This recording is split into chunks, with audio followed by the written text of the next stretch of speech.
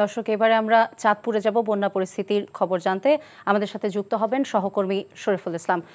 শরীফুল, চাঁদপুরে বন্যা পরিস্থিতির কি খবর আছে আপনার কাছে?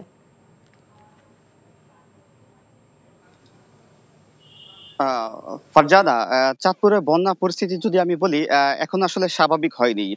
চাঁদপুরে এখন পর্যন্ত 2 লক্ষাধিক মানুষ পানিবন্দী রয়েছে। বিশেষ করে হচ্ছে যে যে শাহরাস্তি উপজেলা, এই উপজেলাটি হচ্ছে যে খুব প্রত্যন্ত অঞ্চলে 10টি ইউনিয়নের এখন পর্যন্ত প্রায় 70,000 মানুষ পানিবন্দী রয়েছে। ঠিক আমার পিছনে আমি যে জায়গাটি দেখাতে চাচ্ছি, এই জায়গা দিয়ে কিন্তু এখনো পানি নামছে। যদিও এই পানির ধারাবাহিকতা গত 2 দিন ধরে যাচ্ছে, তবুও কিন্তু আসলে যেই নিচু এলাকাতে পানি কমছে না। আরেকটি বিষয় বলি যে এখন পর্যন্ত প্রায় সহস্রাধিক মানুষ কিন্তু আশ্রয়কেন্দ্রে তারা ঠাঁই নিয়েছে।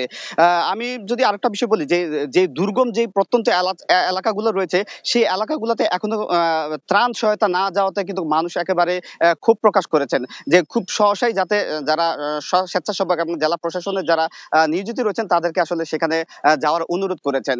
আরেকটা বিষয় হচ্ছে যে যদি বলি যে এই বন্যা যে দুর্গত এলাকাগুলো রয়েছে, সেই এলাকাগুলো এখনো প্রায় বলা চলে প্রত্যেকটি রাস্তাঘাট সবকিছুতে আসলে ক্ষতিগ্রস্ত যে চিহ্ন সেটা আসলে আস্তে আস্তে করে ভেসে উঠছে। তো এই পরিস্থিতি আসলে কবে নাগাদ আসলে স্বাভাবিক হবে সেটা আসলে এখনো বলা যাচ্ছে না।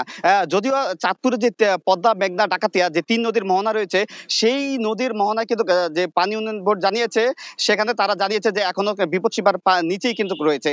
তো পর্যায়ক্রমে আসলে এই পানি নামলেও আসলে যেই জলাবদ্ধতা সেটা কিন্তু কমছে না। তো এই ছিল আমার কাছে সর্বশেষ। ফারজানা।